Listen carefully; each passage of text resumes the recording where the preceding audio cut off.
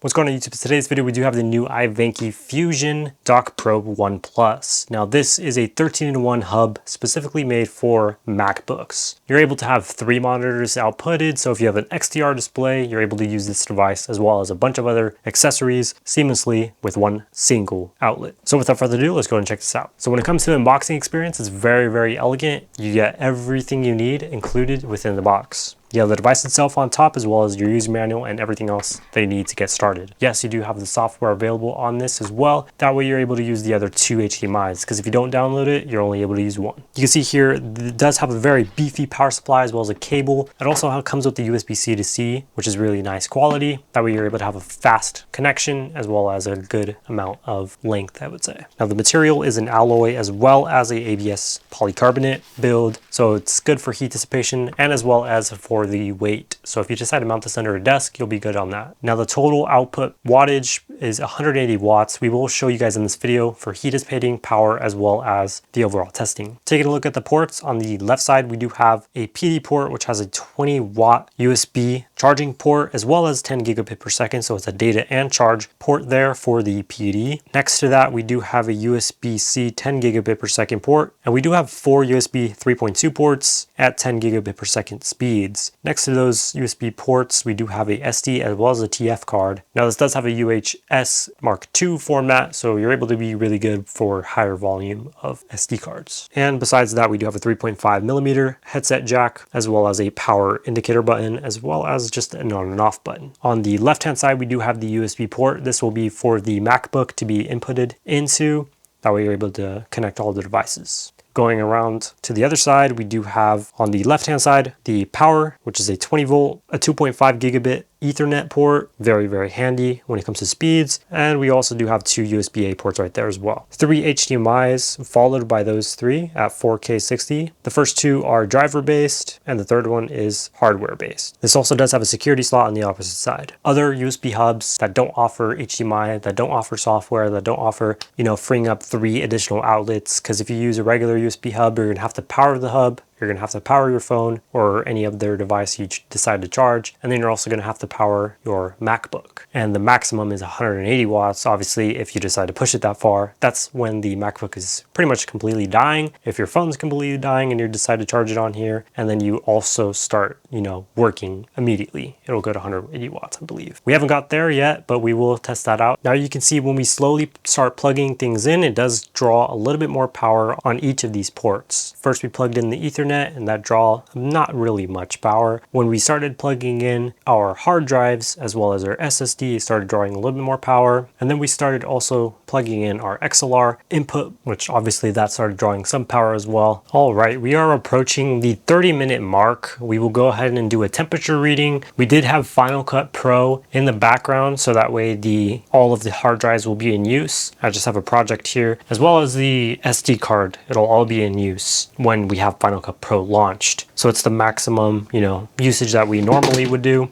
And now that we're at the 30-minute mark, let's go ahead and test it out. So right now to the touch, it is pretty warm. We do have a temperature gun here, so we will go ahead and test out the heat directly. You can see this, it's 110, 120 degrees, which is a little bit on the hotter side, of course, but 120 degrees, 110 minimum. This thing is putting out some heat. You can cook an egg on that for sure. My hands aren't burning. It's warm. It's not like burning hot. Like I could actually put my hand on here. That's just the 30-minute mark. Of course, whenever you are using this for hours on end and you have it constantly plugged in, then maybe it might be more hotter eventually. We'll find out. You can see right there 9:42 p.m. and we'll just go until like 12 or so and show you guys what it's like. So it went up about 10 to 15 degrees, but we've been using it for almost 3 hours. All right, 2 things. One, we did the display with the HDMI on port 1, and you can see here, if I wanted to edit, I could actually edit now on my monitor. I just need a mouse and keyboard now. So if a keyboard company or a mouse company is watching this. The second thing is that this actually did get a little bit hotter. Obviously the hot points are where this PD port is and the laptop PD port, which you can see here. It is getting at 140 degrees. So it is getting really hot. It's increasing in heat right now, but it's not as bad as the bottom half. The bottom half is like 120, I would say. Yeah, it's like 116. My room specifically gets in the high 90s towards summer. It got a max of 94 at the peak. So my room just gets hot. As you can see here for the settings, we actually have a lot. So on the MacBook, obviously you can control both the built-in and the secondary display. Now the built-in display keeps its true, colors and nits and ProMotion. The secondary display also has the highest resolution, the highest frame rate, 165 hertz, as well as, keeping a really good amount of quality. So I'm actually very, very surprised on how good the quality is when using this. Usually some HDMI ports on USB hubs are really crappy and don't actually allow you to use more than 60 hertz, but this actually boosted it up to 165 hertz, which is not a 2.1 port, but it's still, I use it to 2.1 cable, so maybe, maybe it just magically works. I'm using 165 hertz right here. Like, you can see how smooth this is on this display. So I believe it definitely feels smooth as opposed to my ProMotion. My ProMotion's 120 hertz, I believe, so it's a little bit more smooth than my MacBook. So editing on this would be amazing, especially since it's a nice curved display. You can see a lot more, but having this dock is actually a game changer. I actually didn't even know the price. This specific model, Pro, because they have a Lite and a Pro, the Pro version's $300. I didn't even realize they sent me a $300 unit. That's insane. Shout out to you, IVANKY, because that happened really quick. They instantly sent it out. So I'm shocked on how fast they were able to do that. The SD card, I forgot to mention, but it is about a 300 megabit per second speed. So read and write, transferring everything really, really quickly. So whenever you are editing, it's going to have no hiccups, no issues whatsoever. It's going to be very similar to the port that is on your MacBook. So you're having everything original speed and all that, sometimes a little bit faster compared to your MacBook, of course. So you're boosting up literally the MacBook by having a separate MacBook near it. Now, I did notice, because previously I wasn't using hardwire for Ethernet, and this was a huge jump in performance when it came to speed, as well as being stable. So when I'm uploading videos on YouTube, it's actually going to be really helpful when it comes to that, because we have a more stable connection. Now, running a speed test on Ookla, we do have almost 500 megabits per second download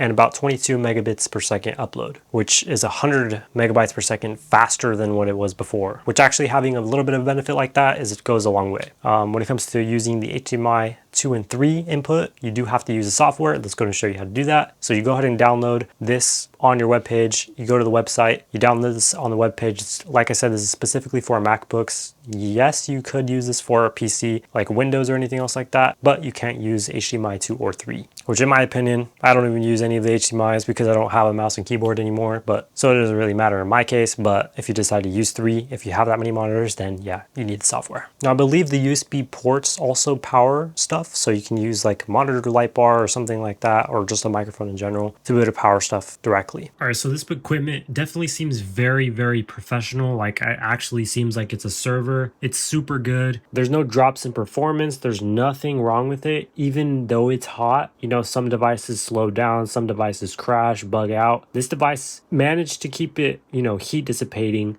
let me do my workflow still, and it's still running really, really good. There's no quality issue whatsoever. Yes, it is hot, but that's like just the only thing. Like right now it's 1:46 and we're at 2 o'clock now, so we're like 6 hours into this test, which normally most people will do, a 9 to 5 if you buy this for the company or whatever. So this is about how it would normally be. I've been working for almost 8 hours straight, and it's not even having any issues. And the cool thing is you could actually use, this USB-C cable to like charge stuff, power stuff, or you could transfer photos and videos from your iPhone over to your MacBook, obviously, and start editing. So this is really, really nice for editors, super nice for photographers, graphic designers, web designers, pretty much anything you could think of, 3D modeling, rendering, everything you could think of. This is gonna handle it like a beast. Now, I edit about 4K footage, you can see there. It's 2K footage, but really, really quality stuff that it's able to handle all of that. Yes, normally your SSD cards do get hot. Yes, normally your hard drives do get hot. So it's the same exact feel and way. Just imagine this being a giant SSD. That's pretty much exactly how this feels. This SSD is about 120, so it's about the same exact, look at that, 125 for the SSD. So if you have no issues when it comes to your SSD getting hot, this is the same exact reason on this device, except it's obviously a lot more power. So without further ado, I have no complaints whatsoever when it comes to this device. It's very, very convenient, very handy. We did all the testings. It works really well. You'll also be seeing a 6-month review later down the road, as well as 1 year, 2 year, etc. until this device breaks. No complaints whatsoever. If you guys want to check it out, I'll leave a link in the description down below. Without further ado, if this helped you out, subscribe for more videos, and I'll see you guys in the next one. We out.